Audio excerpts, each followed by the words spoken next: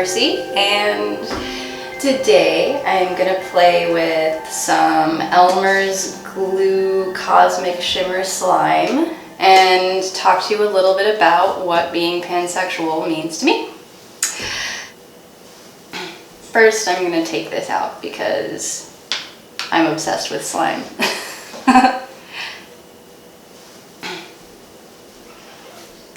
Okay, that's not gonna work, so let's see.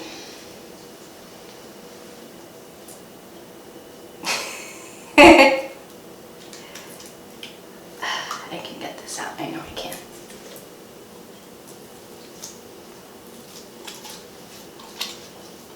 There we go. It's coming out. It's never gonna end. No, it's really stuck in here. Ah, there we go. Okay. I really like how this looks. I love the color. Usually when I get my nails done, I do some sort of color like this because that's what I like. Yes, I think a fan bought this for me a while ago and I was super excited about it because I had never had anybody buy me slime before. I'd only made it myself and it wasn't this pretty. So let's see.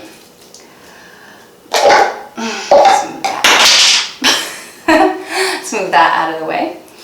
So let's get this warm because cold slime is weird. I like warm slime. The only way you can do that is by handling it, I guess. There we go, that's better. Not sticking in my hands quite as much.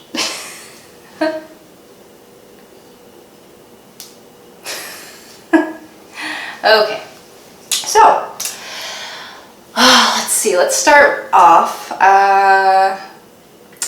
from when I was young.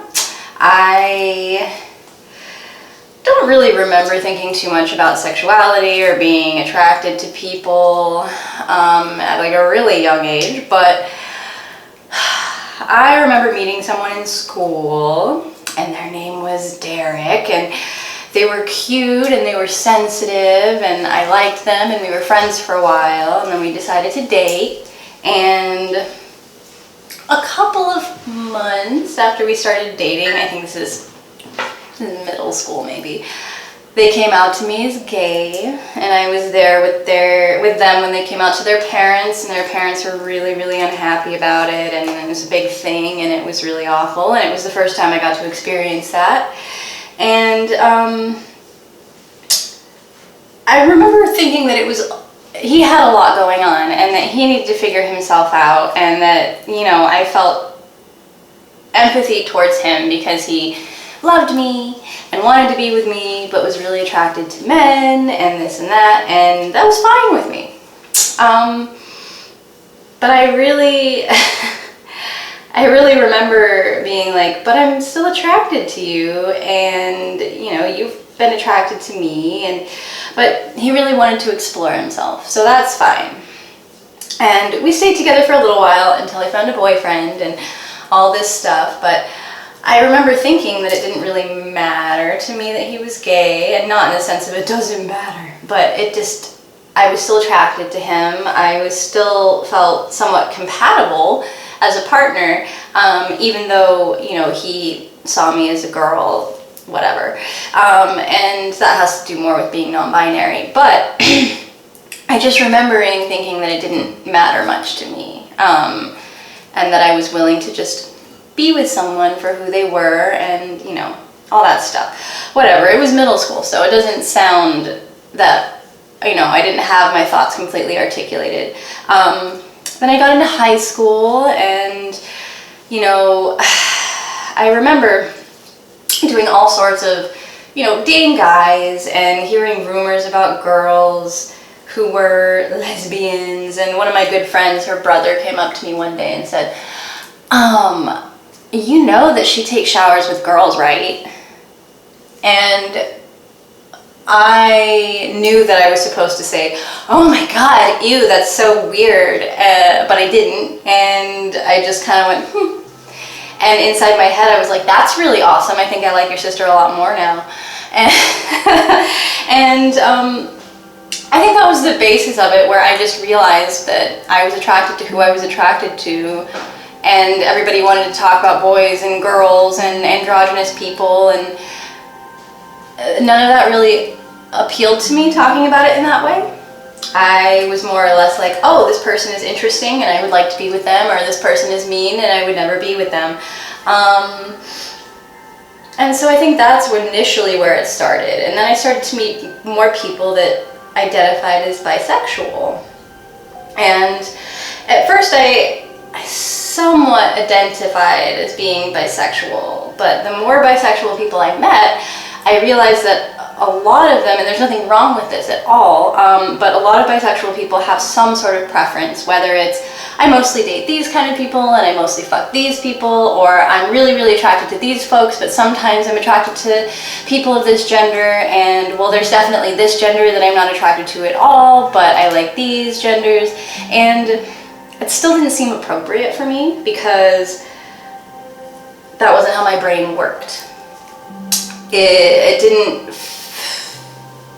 I just didn't feel like gender or, you know, those things really mattered. I didn't, it's like, oh, well, that's cool, you say you don't like, you know, boys, but what if you met a boy that had the same personality as a girl? And, well, I don't, but if it's not about personalities and it's about physical bodies, well then isn't that really shallow if you're just only dating people with certain type of physical body that you like? And it's all this silly, confusing stuff, you know. It didn't really make any sense to me, but I didn't feel bisexual either, because people still had a lot of, and of course this is my view of high school bisexuality, and I'm sure I still have a lot to learn, and I know from experience that a lot of bisexuals, as they become older, realize that they don't have a gender preference, that they mostly focus on people's personalities. But again, it didn't feel like the right label for me. And eventually, I started meeting other people that had the same feelings, and I started meeting other queer people that just said things like, oh, I'm attracted to people that I'm attracted to, regardless of gender, sexuality, anything else. And I'm fluid and flexible. And I'd never heard that before. I'd never ever heard that before. I thought that I had to be bisexual and I had to like some genders more than others, or have an aversion to a certain gender, or take time to warm up to a certain gender but I'm still into them, or I'm romantic with certain types of people but I'm sexual with other types of people. None of it made sense to me.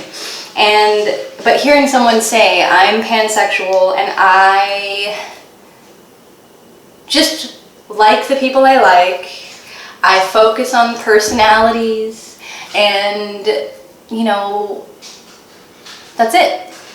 The other factors are personal things, and, you know, I found myself attracted to so many different types of people in so many different situations that if I wouldn't have decided to become comfortable with just liking people for who they were rather than their gender, their sexuality, or the way they dress, or the way they, you know, function in society, and just look at their words and their actions, like that's a lot hotter to me than being like, this person's hot and they're kind of bad, but they're the type of person that I need to be, that I'm attracted to, so I might as well. Like, it's just, that's just not how it works for me.